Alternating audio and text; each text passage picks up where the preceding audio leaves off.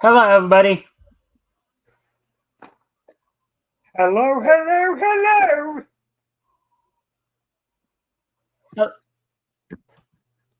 All right. So, welcome to the Mikestand, everybody. Of course, it's Wednesday, meaning it's Hump Day. I hope everybody's having a good week thus far. As always, if you guys can help us out by liking and sharing the stream, see if we can get some more friendly people into engage. That'd be appreciated. Also, if anything here grabs your attention, anything we talk about grabs your attention, feel free to comment and/or ask questions. We'll try to answer the questions to the best of our ability. So, with all that being said, now, um, so Rick, you want to do an intro before we get started? Well, I just put my link in the chat, and as most people know, I am Rick. Well, I'm Rick Piper, and I'm just Cross Comics because I forgot I did not switch that over in StreamYards yet. On my computer, I did that while I think I was at West, making it say Rick of Cross Comics. But yeah, just go if you're not, go check out my channel and subscribe if you like what you're seeing. And we got Elk in the chat saying, Yeah, I was just waiting for you to finish it. Hail Xenu and Xena, our only true savior. Okay. And then there's the link to your channel. Hail Mike and Rick. All right. So with that being said, so Rick, now that Rick is done, of course. So here's what's on tap for tonight, everybody. We got a couple articles we're going to go over from Bounding into Comics. Plus, of course, later on the wrestling wrap up and this day in each history when we get to that point. But for tonight, the two articles we're going to go over from. First off, we're going to talk a little bit about the Marvel president believes comics industry is in a healthy plane, blames continued struggles or healthy place on the after effects of COVID-19 pandemic. So that's going to be the first article we're going to go over, and then also, I don't know, some of you, for those who are classic cartoon enthusiasts, MeTV is starting its own version of Cartoon Network in June. That may feel like, as MeTV will be adding as part of their channel lineup, MeTV Tunes. And now, of course, Bounding into Comics finally has an article about it, so we'll be going over that. So those two plus the wrestling wrap up, and then the Neat and then news. and this day in This each day in each history. yeah. So with that, why don't we go ahead and get started here? We'll let me first get over to the.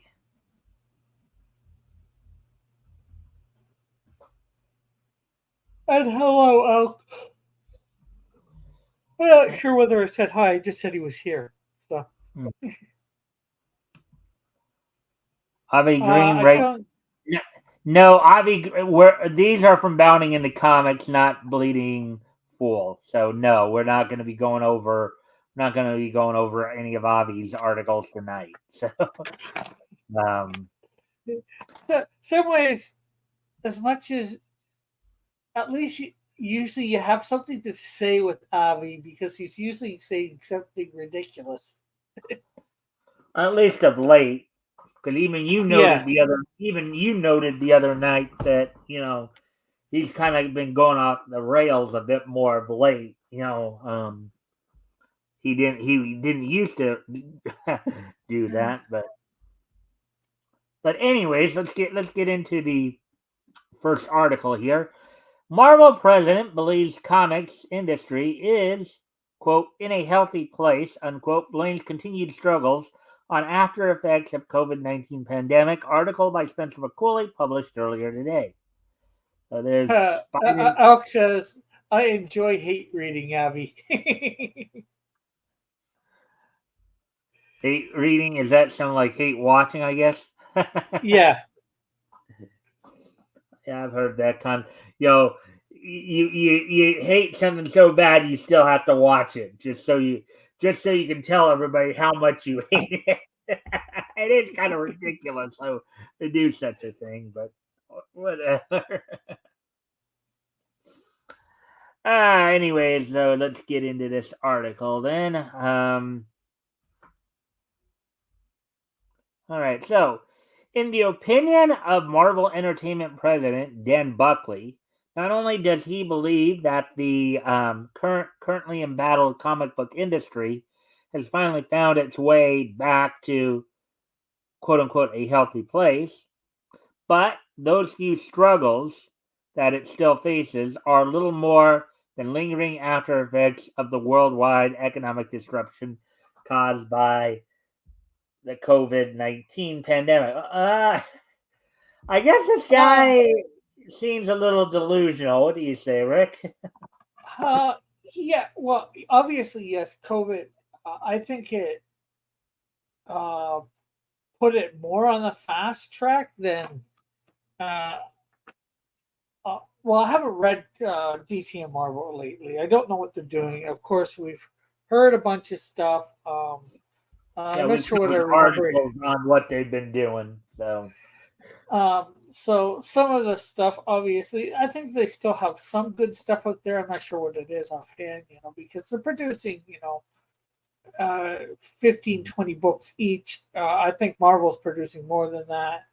I know. I think Marvel's producing like double what DC is producing, and mhm, DC I think is at least producing 20 comics a month. mhm. And so I'm not. I wouldn't say it's in a healthy place. It's definitely suffered a lot from COVID, Well, and I think it.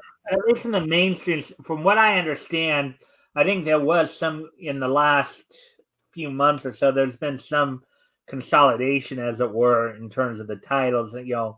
But you've also had them like sit there and like continuously reboot stuff, and but yeah, but I think from that aspect, it might be in a generally healthy place overall, a comic industry overall. But Yeah, I guess I. I think it's due more to, I think it's more to the indie creators than anything else. I think Yeah, I think it depends on what you're considering a healthy place too. That can be a little subjective. good What do point. you consider? What do you consider a healthy comic book industry? Mm-hmm. Yeah, for the wokies, it might be something completely different than what most people would think is a healthy place. But Yeah. anyway, let's continue on with the article here. Oh yeah, this is a scene um from I guess let's see. Oh yeah, Oh Zeb yeah. Wells proves he has no business writing the web slinger in Amazing Spider-Man Volume 6, number 26, 2023. Marvel comic art by John Romita Jr., Scott Hanna, Marcio Manis, and Joe Caramanga. Yeah, this is their attempt to kind of once again reboot um, Kamala Khan as Yeah, the new Miss Miss Marvel, Marvel. Yeah, yeah, and Miss Marvel. you know, uh, she seems like a decent enough character, but I don't think she should be Miss Marvel personally. I think Carol should still be Miss Marvel. I don't know what she should be. She seems well originally, anyways. I'm not sure what they're going to do with her now. She seemed more like a sidekick that she might be of Mr. Fantastic with the stretchy powers. You know, Mhm. that would have been better of a mentor for her. Yeah. You know, it's just I'm sure there could be other people too, but the Mhm. powers between Carol Danvers and Kamala Khan are so vastly different. Mhm. It's usually you have somebody who's taking up your mantle who has similar powers or similar skill sets. Mhm. Like Dick Grayson taking over Batman, the Mm-hmm. Speedy taking over Green Arrow, Mm-hmm. um, Wally West taking over for Barry Allen. Mm-hmm. Yeah. And giving the name. Kamala Khan's got stretchy powers Yeah. compared to she's At least that's now what they're doing with her. well, that's what she's had all along, stretchy powers, basically. Hmm. She could, stretch her limbs and make them into a big fist or whatever. I'm not sure whether she did much with her feet or whatever, or other parts of her body, but Right. All right. Well, anyways, continuing on with the article here, as soon as I find the cursor, of course. Buckley, who previously served as Marvel Comics publisher beginning in 2003, before eventually being appointed as the president of its overall parent entity in 2017, offered his take on the current state of the industry during a May 2024 interview given to ICV2's Milton Greep. ICV2, that's I think a site where they where they track comic sales. I know that Yellow Flash has used that site quite a bit. So yeah. um, met with an opening request from Greep to share his quote evaluation of the state of the comics medium unquote. Buckley opened up his response to address the state of the overall industry and opined, quote, it's in flux, but I think it's in a healthy place, unquote. Quote, obviously there's been a lot of change in distribution, specifically in our core comics business, said Marvel president, unquote. So, quote, as I mentioned in my keynote, in brackets here, at the 2024 Comics Professional Retailers Industry Conference, unbracketed, there is also a great deal of growth and opportunity coming from middle grade OGN um, business. So, original graphic novel, I believe, is that what that is. Where there's a lot of new readers to be found, which is good, unquote. Yeah, that I think is true. I'm not sure whether they're originals. Um, and most of the original quote unquote graphic novels, I think, are coming from the indie market, not DC Mhm. or Marvel, not the big Yeah. two or the more professional comics. hmm You know, Well, we've heard of a bunch of stuff where like Mike Barron's got some stuff out, EBS yeah. obviously, in terms of that regard. So I mean Chuck Dixon. So I think Elk is saying mockingly, "I am Starfire. Will rock the world." yeah, I don't think, but I think that's definitely sarcasm right there. Uh well, Rick, do you remember what I am Starfire or I am not Starfire was? I think it's basically some sister or another sister of No, I am not Starfire. Starfire was is the book basically about the Starfire's daughter bemoaning the Okay, fact that she was like all goth and like totally the antithesis of her mother, basically. yeah, and she was overweight and all that. Okay, Mhm. I knew she was supposed to have some connection to the Starfire. I never read it. I wasn't interested. Yeah. You know, um, so I didn't know what.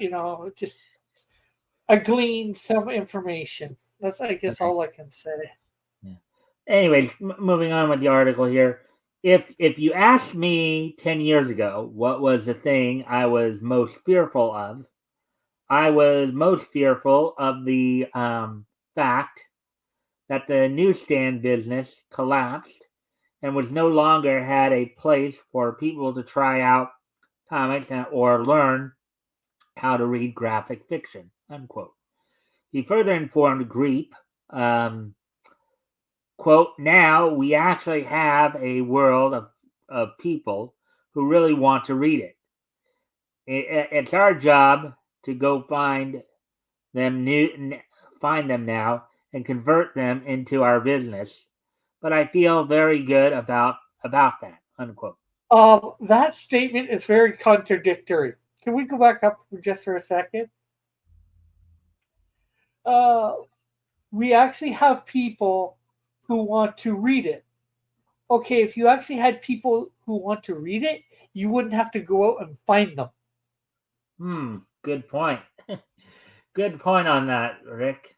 Um, yeah, I mean, if people are so wanting to read what Marvel Comics is publishing, then they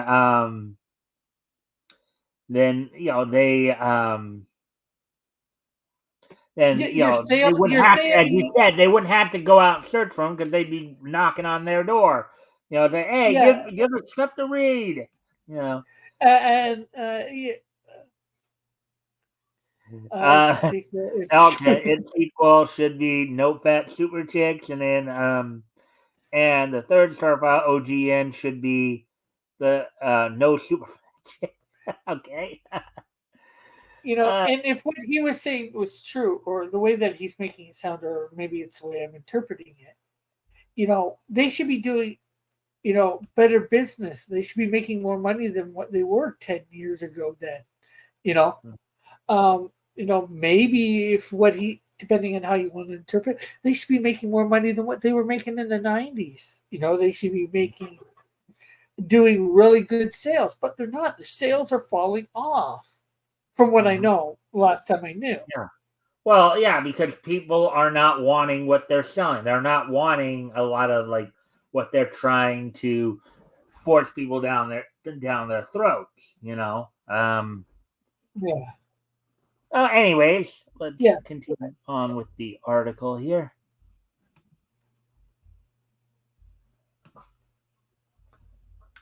Quote: The digital comic business is also going through a bit of a flux, but I feel like it's in a really good place. Unquote. Continued Buckley.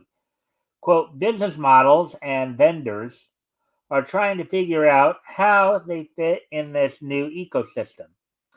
But I think there's great opportunity for growth. Unquote. Um, quote: The Yeah. last play. Oh, go ahead. Sorry. It's Did you like, want? yeah. How does it fit? Well, you sell it off your site. You take up the middleman of the comic book shop, really, and but then again, then it's more letting people know that you have this stuff for sale on your thing. Your website. It's not the same because if you go into a store, right, you can see a Uh-huh. bunch of books. You have to go to Marvel or DC's website or whatever to buy these. I guess you could put them up on Amazon digitally or whatever, something like that. Hmm. And Alex got something here. He's saying, I think the president is saying graphic novel and manga sales are robust, but Marvel has to find a way to sell to those customers. Could be. Yeah. Let's see. Anyways, Quote. I guess. All right. Quote: The last piece is that there's also a great deal of interest in comics and graphic fiction in the Kickstarter world. Unquote. He added. Quote: It's probably more of a creator-owned talent world than publisher world, but it brings health and vibrancy to the industry. As I said, I think there's a lot of change, but I feel good about the industry. There's just some habits and new practices we'll need to get to. I don't know exactly what they are, but we're experimenting and playing with different things to take advantage of those changes. Unquote. Yeah. Well, I would definitely say Kickstarter or crowdfunding is, yeah, it seems like it is a creator owned thing. But, there are some major companies, well, depends what you consider major, I guess. We know Turner has been taking something from them, trying to do the crowdfunding, and I think it's worked out well for him. And I think there's been a couple others of the bigger name companies that have done it as well. I just can't think of them offhand and what they did exactly. All right. So, anyways, continuing on with the article, of course. Um, Next asked for his thoughts on the state of the direct market, uh, uh, uh, on his quote thoughts on the state of the direct market unquote. The Marvel president admitted that while he believed it to be quote in a much better place than most people think it is unquote, um, it it was not without its problems, particularly in regards to declining patronage of physical comic book retailers. However, rather Yeah. than Uh, go ahead. Alex says Dynamite got chased off Kickstarter. That was probably one of the ones I was probably thinking about. I think there's another. Do you know why they got kicked off, Elk? We can. Well, we wait for a response. We can probably get through this next paragraph. All right. However, rather than acknowledging that the shedding of customers was due in at least some part to such regularly cited issues as books lacking quality storytelling or creators being rewarded for publicly attacking fans, Buckley instead claimed that this ongoing decline was instead a side effect of the industry still, quote, trying, being part in brackets there, to find our way out of the pandemic, unquote. Yeah, well, I think that's part of the extra decline. I just think it sped things up a lot. I think as I was saying earlier, you know, can you get back from what it sped up? I don't know. Can you get back to where it was before or somewhat? Can you can they do something to the only way Mm. that they can do that probably is better storytelling and all that, as sort of the article was saying, Well, in not so so many quote, words. yeah. So quote, we have to find a way to get people in the habit of going to the stores more. Let's get Wednesday Warriors back, unquote, he told Greep. Quote, I do think a lot of those people are still shopping in stores, but they're now not browsing as much. What we're hearing is that people aren't coming in every week. They're coming in every 2, 3, 4 weeks, picking up their bundles. We have to get them to start coming to the store more often and start browsing more often. Yes, we have to get new readers in there, but we have to get the ones that have been habitual readers or are lapsed readers to come into the stores more often than they are, unquote. And the other thing too that it's not even he wants to blame the pandemic, but you know what? I don't. Yeah, that's probably part of it. But the other thing that's stopping a lot of people going from getting stuff on and looking on a regular basis too is, of course, the inflation. That's been going through the roof. People do not have the a lot of the extra money to spend on Mm-hmm. something. And I'm going to say this more from their point of view, and in some ways, sometimes why something as frivolous as comics. Yeah. And we got something else by Elk here. They were accused of exploitation because they were a big company that could afford to print their books, while others couldn't afford to self-publish. Yeah, I can see that. So they Are were you talking chased about off. Dynamite distribution, or are you talking about Dynamite Entertainment? They're two different because I know Dynamite Entertainment is an actual comic book company, I believe. Yeah, But Dynamite his Distribution is the company that everybody was initially using to distribute the comics. So he is talking about the comic company. itself. I remember that they did have a campaign on there for something or other. But yeah, and I can get why people. Now, was it Kickstarter themselves that sort of chased them off, or was it, shall we say, the fans? Rick, why don't you talk to Elk for a moment, because I do need to step away from the computer for a moment. I'll Okay. be right back. Yeah. I'm suspecting it would be the fans and not Kickstarter itself that chased them off, because Kickstarter probably wouldn't have cared as long as they got money. But you never know with some of these companies what they care about and what they don't. Twitter started it. So basically, fans, right? Fans on Twitter started it to get them chased off, fans gave them a piece of their mind over on thing, or maybe not fans, but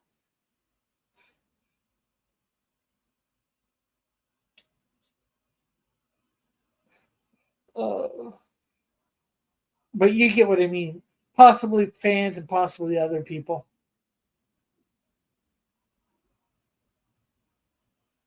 So I guess none of those other. I think the comic dead commissioner pulled the trigger. Okay, I'm not sure who that is. Is that somebody on Twitter? Or are you using that for somebody on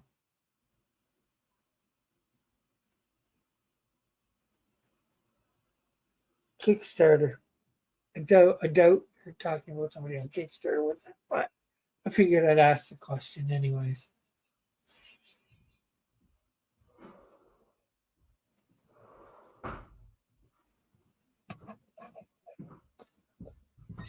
And here comes Mike back.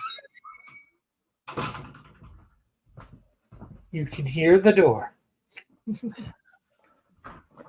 So maybe I should have muted the mic as well, but oh well. It's all right. We hear a door, big whoop. It's not a big deal. It's just as long as we don't hear the toilet flushing. All right. Of the Asian lesbian who Kickstarter. All right. So anyway, comments. Oh, okay. Let's get back to the article here then. Okay. Quote, I think where a lot of frustration comes in the industry, that for many years, as you well know, it was pretty easy to evaluate what the size of the industry was, because everyone distributed through one place, and we could look at numbers and figure out what the size of the industry was and what's going on, unquote, he added. Quote, yeah. Go ahead. Hold on. Yeah, they may not all be doing through one place, but you can still see the sales, at least from the comic book stores, and their sales that they put out. As you said, they or said in somewhere said in this article about that site that Yellow Flash uses. There's still a way to judge the size of the industry. It might be harder to judge, say, the smaller places, people like me and well, maybe not so much small, but Ethan, and their sales and that. But I think that's set that it might take a little bit more legwork, but it's still fairly easy to do. There's only 5 or 6 companies that are doing this distribution. All right. So, anyways, continuing on here. Quote, yeah, there are some challenges there, but I feel pretty good about the industry as a whole, unquote.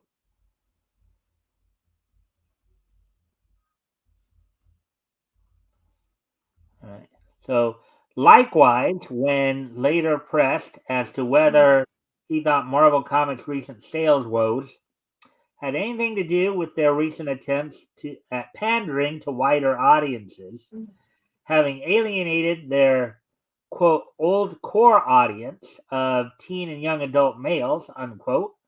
Buckley rejected this theory. Of course he did, and insisted, uh, and instead argued that such talk was actually a misreading of the general stumble the economy took during the pandemic.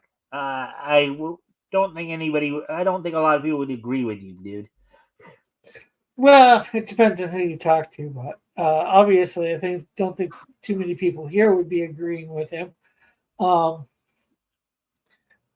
but like, what is he going to say in like 5 years when we're so far past 5 or 10 years and it's still gotten worse because they keep doing the same crap unless It's somebody funny learns by then. if he's still saying it. If he's still saying it in like another 5 years here, he's still saying it in like 2029, and the dude's got to be. There's got to be something mental going on. But he Quote. did. Unfortunately, he's probably just somebody who just doesn't want to face the facts, because it goes against his worldview.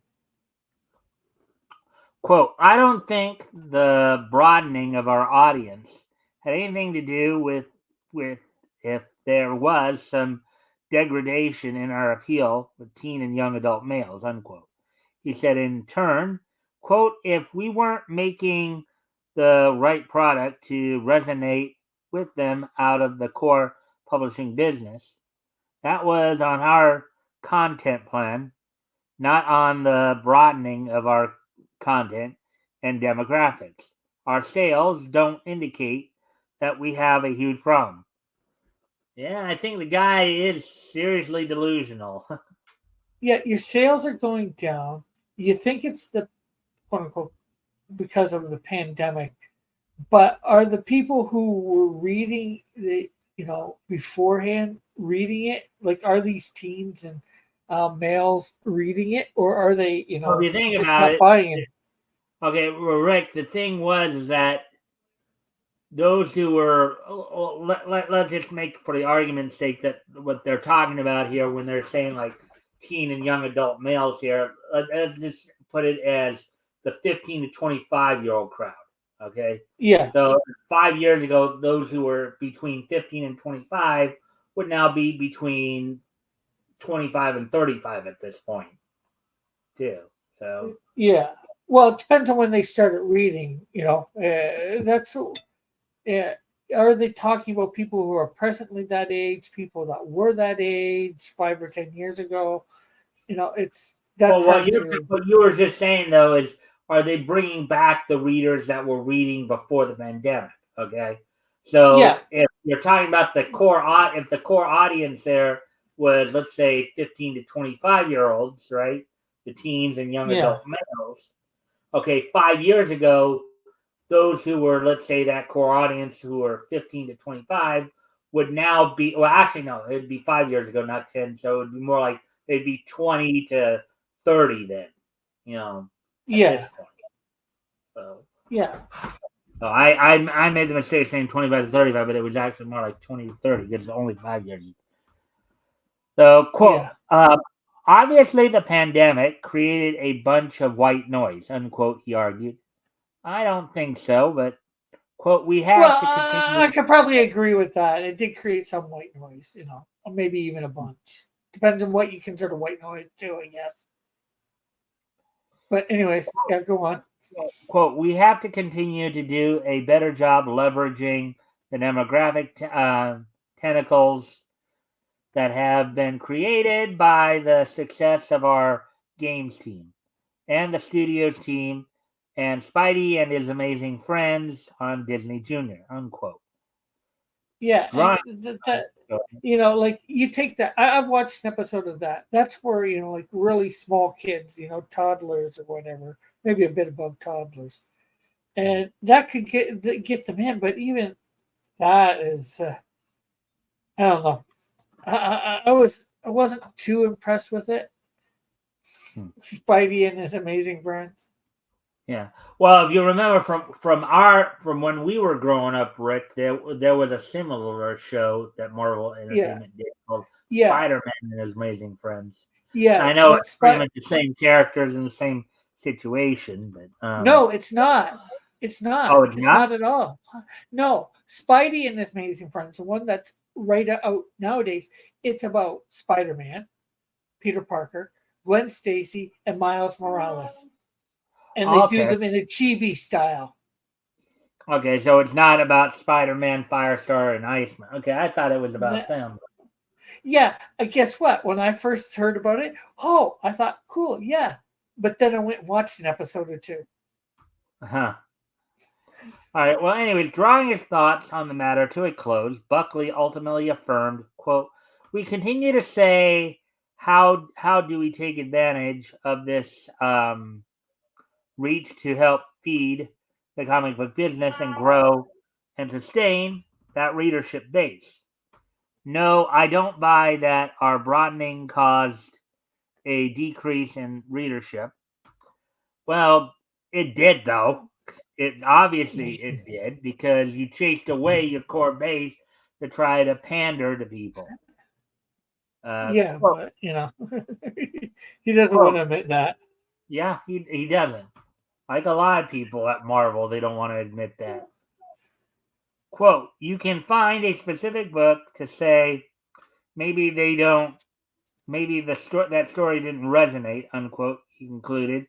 Quote, but I don't buy that argument. Yeah, I wouldn't be surprised if he took that position to his grave either. You know. Yeah, he doesn't need to take it to his grave, but he can take it to getting fired. Yeah. But anyways, so that was all for that one. So we'll get to our um so we're at three. uh, Marvel and DC simply are not comic book publishing companies anymore. They are movie, cartoon, merch licensing, and computer gaming companies that publish a sideshow. Mm-hmm. yeah, I could agree with that in a lot of ways. All right, so let's get to our other article here that we're going to go over tonight. And this one is particularly for those like myself who are like classic cartoon fanatics. Um, and this is actually leaked like last week, but MeTV starting its own quote unquote cartoon network in June that may fill a growing void. Article by J.B. Augustine published earlier today. There you see Bugs Bunny and Elmer Fudd right there. Um, Looney Tunes season 1, episode 8, Grilled Rat. So this is from the newer series. So Cartoon Network, or what's left of it, is getting some competition that will do what it used to be good at, and with the involvement of Cartoon Network's parent company, no less. All right. Yeah.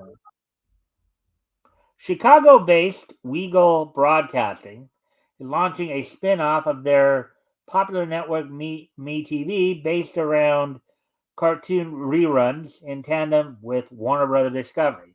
Now, mind you, MeTV, of course, MeTV has MeTV, they have MeTV Plus, and with this, we'll have MeTV Tunes. So, quote, the new MeTV Tunes collaboration between Warner Brothers Discovery and Weagle, the company behind the MeTV network, which of course I watch Tune In with me every day, will welcome dozens of the world's classic cartoons, unquote, according to Deadline. Do Uh, they tell us any of these, or yeah, they did. In some, they might be telling us here too. So MeTV Tunes Network beginning June June 25th. 25th? Yeah, So so near the end, one day after my birthday. That's a Tuesday too. yeah. These include Looney Tunes and many things from the Warner catalog. We're talking about Bugs Bunny, Daffy Duck, Scooby Doo, which is actually Hanna-Barbera, um, Tom and Jerry, which is MGM, the Jetsons, Hanna-Barbera, Yogi Bear, Hanna-Barbera. Popeye originally was with Paramount, so Paramount Studios was the distribution there. Johnny Quest, Hanna-Barbera, Flintstones, Hanna-Barbera. We also hear Freakazoid will be part of the lineup. Okay, and Beyond War, to answer Elk, I don't think we do. I haven't heard of it. I haven't looked into TV stuff in years, so um, the best way to find out whether MeTV is available in Canada is to Google it. I would say Elk. yeah. Not that you would want to pay for it, although this sounds like it might be good. Yeah. Well, I know it's on Direct TV here in the States, so that much I know. But beyond Warner's and your usual Hanna-Barbera favorites, Deadline adds Rocky and Bullwinkle, which of course Rocky and Bullwinkle's show came from I believe that was Jay Ward Productions that did that. Woody Woodpecker from Walter Lantz Productions, which of course was distributed through Universal. Casper. Now the Casper cartoons, if I'm guessing right, they're probably the Harvey Toons selections that were done by Famous Studios that were also distributed by Paramount. Betty Boop, which was of course Fleischer and Fleischer Studios through Paramount, and Speed Racer to the list. Count the Real Ghostbusters in too, per one report. Oh, that's good. That's good. That was a good series. And the reason they're called the Real Ghostbusters, they're based on the live action movie with Eddie Murphy and well, no, not Eddie Murphy. Not the Filmation's Ghostbusters series. Yeah, but Eddie Murphy was not in that movie. I'm probably thinking of Parker Jr. But I know he wasn't he was an actor in the movie. He just sang the song. Per one report. But it's based on Egon Spector. Yeah. The four guys, anyways. It's not with bringing the series. Yeah, Bill. It was maybe Bill Murray's who I was thinking of. But bringing the series back to the airways for the first time in years. Weagle Broadcasting Vice Chairman Neil Saban issued the statement regarding the announcement. Quote, "We are honored to work with the amazing team at Warner Brothers Discovery and others on the network and bring together a truly incredible collection of the world's best known and most loved classic cartoons, creating a new destination for everyone to discover or rediscover the sheer joy of watching cartoons on TV." He said. I wonder if they'll bring back. As to the point of, go ahead, Rick. I was gonna say, I wonder if they'll bring back any of the classic superhero cartoons, like Super Friends or Batman Adventures. The thing is, Boomerang. It started out with Cartoon Network, and then when Cartoon Network started doing their own originals like Dexter's Laboratory and Johnny Bravo and all that, they moved a lot of the classic stuff to Boomerang. But even Boomerang now is almost becoming more like a cast-off channel for their older original stuff, and not like the class. Even though they still have some on there now, but. So, anyways, quote, MeTV Tunes will be dedicated 24/7 to showcasing the biggest names and most beloved classic cartoons and animated characters. Everyone has a favorite cartoon. It is universally loved art form. We are thrilled to bring those smiles and memories back to TV with MeTV Tunes, Saban added.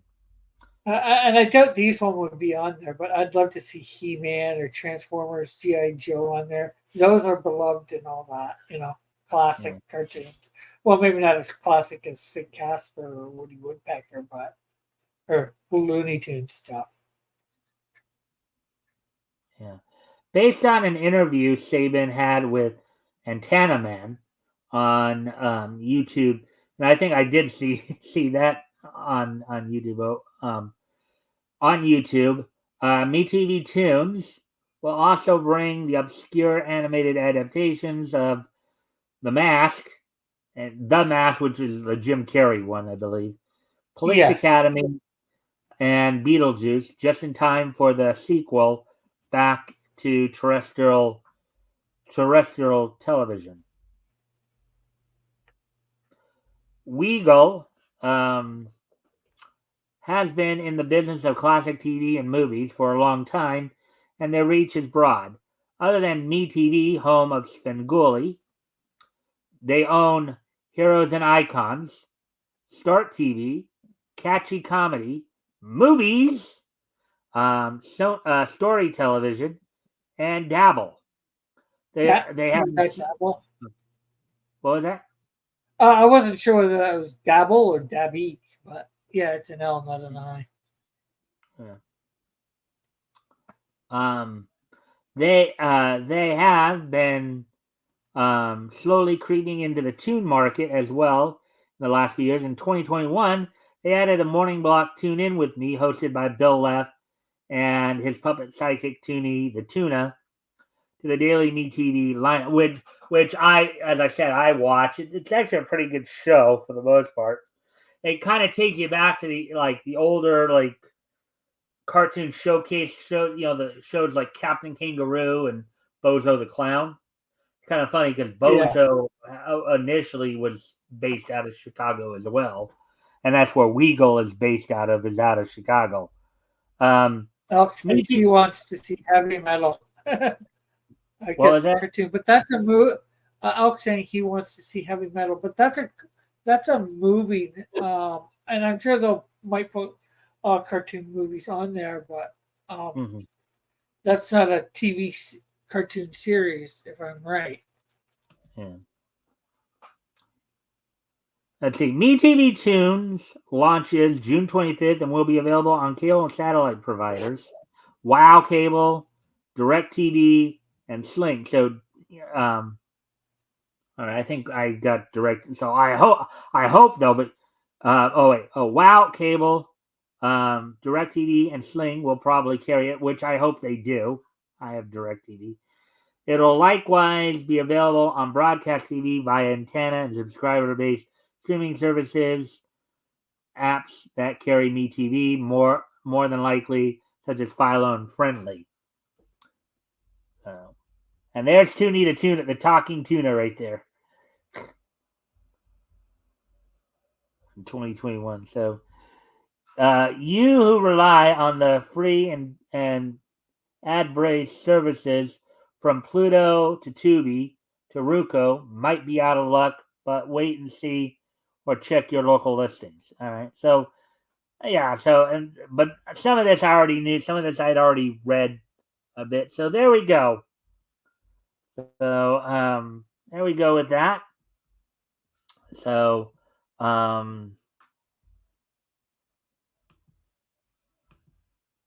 me see now.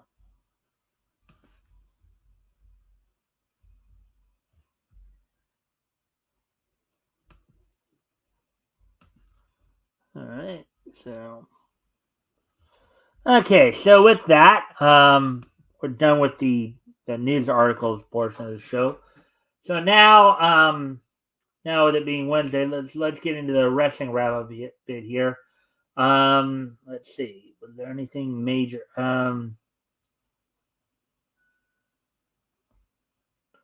Wasn't as much major. The only real story came out from the WWE end of the thing is that in a recent interview that Randy Orton had, talking about they were talking about whether or not he'd be getting ready to retire. He says he plans on sticking around for quite a while still. He's like 44 now, sticking around at least until he's 50. He doesn't want to do like part-time schedule like Undertaker and John Cena have done, or but Alex says he tried to buy 300 shares of IDW Media yesterday. Okay, by tried, I take it you were unsuccessful for some reason. yeah. Do you know the reason that you were unsuccessful? Are they So just not anyways, selling them or what? so it, and now some of the also WWE is having its qualifying tournaments for the King and Queen of the Ring tournament coming up on the 25th in, I believe it's Saudi Arabia. And they moved a couple of them from the show from SmackDown Raw to house shows. Let's see. They turned down my offer of 34 cents per share, and my offer expired, costing me $10. The last successful sale was at 31% per share. For 31 cents per share. So you're offering them more and they're turning you down? That's a little crazy.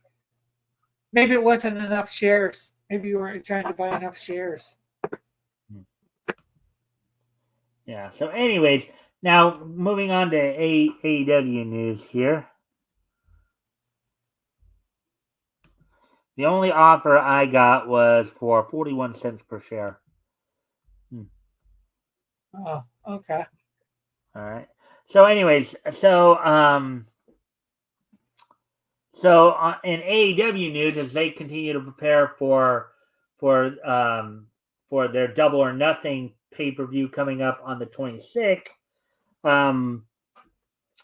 on tonight's Dynamite, you'll have Orange Cassidy taking on Trent Beretta in a singles match. Mariah May taking on Harley Cameron. Rocky Romero taking on Jay White. Big Bill and Chris Jericho will be debuting as a tag team against Harlan Abbott and Mo Jabari. And then in a no disqualification match, Adam Copeland, the former Edge, will be defending the TNT title over Brody King. And we'll, of course, have highlights of that, or we'll talk about that tomorrow on the Wrestling Wrap-Up tomorrow. So with that, now with all that being said and done, now it's time as we start to wind things down. Let's see. For today, with today being Wednesday, May 8th, 2024, let's take a look back at this day in Neat history. History! All right. So first off, we're going to head back 70 years ago today, as on this date 70 years ago today, the MGM short Billy Boy premiered in theaters on this date back in 1954. Let's see, Billy Boy is a 1954 Southern Wolf animated short cartoon in MGA cartoon theatrical series. It was produced by Fred Quimby and directed by Tex Avery. Let's see, it's a spinoff of Droopy. Originally, it was going to be part of the Barney Bear cartoons until Tex Avery returned after sabbatical. So, on this date, 70 years ago today, Billy Boy premiered in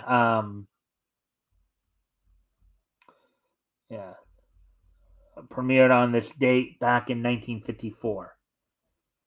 Now, moving ahead to 1974, as soon as I can find the cursor here and clear everything out. 10,000 shares of IDW. 17,000. 17,000 shares. IDW sold for 38 cents a share. Some days, no shares changed in. Yeah, so I can believe that. Yeah. Well, IDW has been going down. It's been going down for quite some time. So, Yeah, Uh, I guess he made a counter offer to him for 41 cents a share, and he declined it. He didn't want to pay that much. yeah. So, anyways, moving ahead now to 1974. On this date, 50 years ago today, back in 1974. On this date in 1974, the Valiant brothers, Jimmy and Johnny Valiant, would win the Worldwide Wrestling Federation Tag Team Championship from Tony Garea and Dean Ho in Hamburg, Pennsylvania. So on this date, in 1974, the Valiant brothers would defeat Tony Garea and Dean Ho to become the new WWF Tag Team Champions. So there we go with that. Yeah, Elk was willing to lose $100, not 120, $30. Yeah. Anyways, moving on to 2009 now, 15 years ago today. On this date, 15 years ago today. And of course, we talked about when this premiered a week ago. So now, on this day in 2009, AIC's Candy Boy, the Candy Boy, let's see, the original AIC's original net animation Candy Boy completed its run on this date in 2009. So on this date, like a little over a year after it premiered, AIC's Candy Boy ONA, original net animation, would complete its run on this date back in 2009. And finally, moving ahead to 5 years ago today. Okay. I was paying dividends back in 2015. The shares No, he's exploded. not he was, but it was paying dividends back in Oh, 2015. it was paying dividends back in 2015. The shares exploded when they landed the Winona Earp Netflix deal, and those deals never proved profitable, and it soaked up all the All the money. money. Yeah. Yeah, I can see that. All A right. female version of Wyatt Earp just does not sound like it would go over well. Or that's what I'm assuming. Yeah.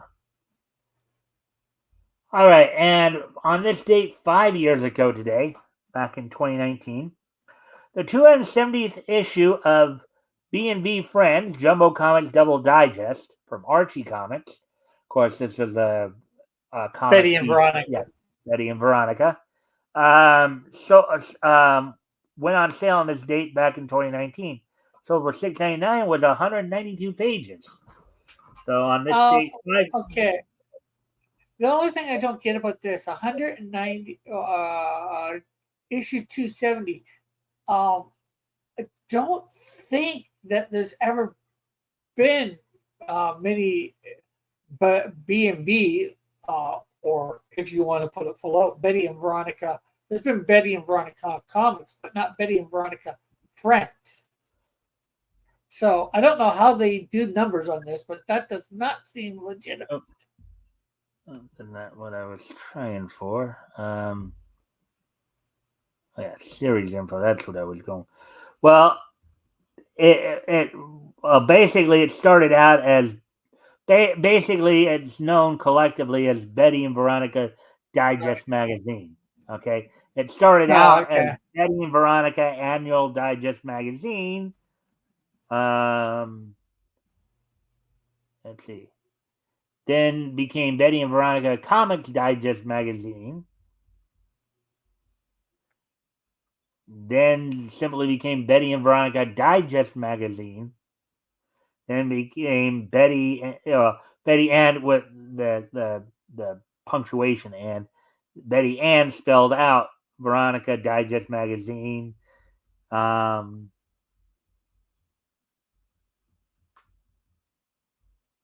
and was that way for a long time. So I went through a few titles: Betty and Veronica Digest, Okay, so basically they've B just and made B. it. Yeah, they changed the name a number of different times, so Yeah, that's and what. just have it continuing. Okay.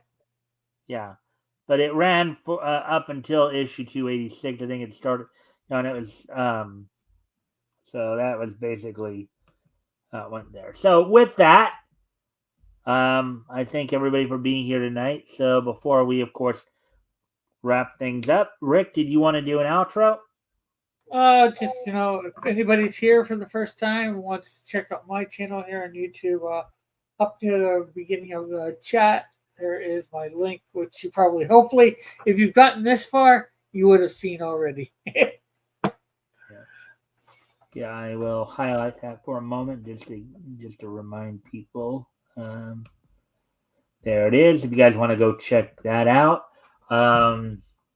Also, of course, we'll be back here tomorrow night with morning. Tomorrow night being Thursday, of course, we'll probably be more likely going over the Indie Comic Showcase. I'll have Tim Olson on with me tomorrow night and Friday night, as on this week's historical comic retrospect. I believe we'll be going through comics that went on sale in February 1940 from Hillman Comics. So we'll be checking those out. And with that, I thank y'all for being. Oh, well, we do have one last comment from Elk. And I'll get to that. You want to read that, Rick?